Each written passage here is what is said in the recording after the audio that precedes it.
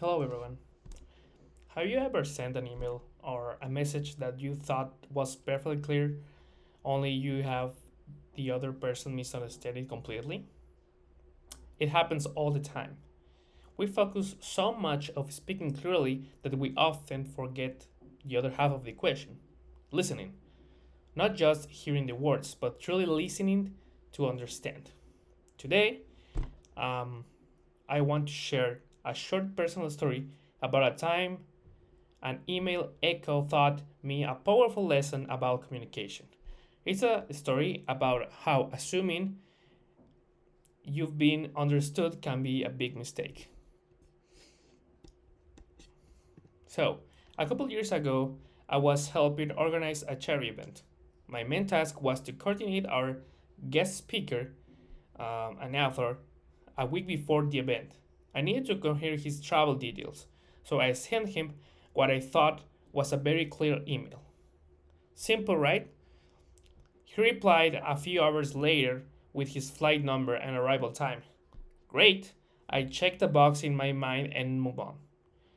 The day of the event comes, and everything is going smoothly.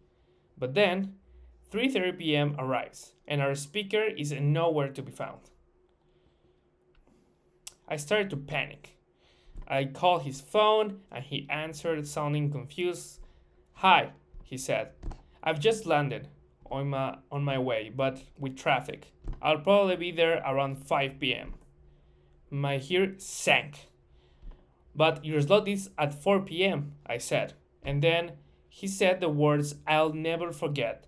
I know you said you have me scheduled, but you never asked me to confirm if that time worked for me. I assumed it was your informational. He was right. I told him the time. I never asked him about it. I had created an echo. I sent out information and heard back only what I wanted to hear. His flight details, I didn't listen for what was missing. His key information of the time. So this is a small table that I created, just like what I wrote and what he understood. So in what I wrote, we have you scheduled for 4 p.m. So what he understood was, for your information, this is the time in the schedule. Now, my goal was to confirm the time, and his interpretation was to receive just the information. Then, my assumption, he will tell me if the time is wrong, but his assumption was they know what they are doing. I don't need to reply for that part. Okay? So, what happened? We had to we had to quickly rearrange the entire afternoon schedule. It was stressful, but it worked out. However, the lesson was permanent.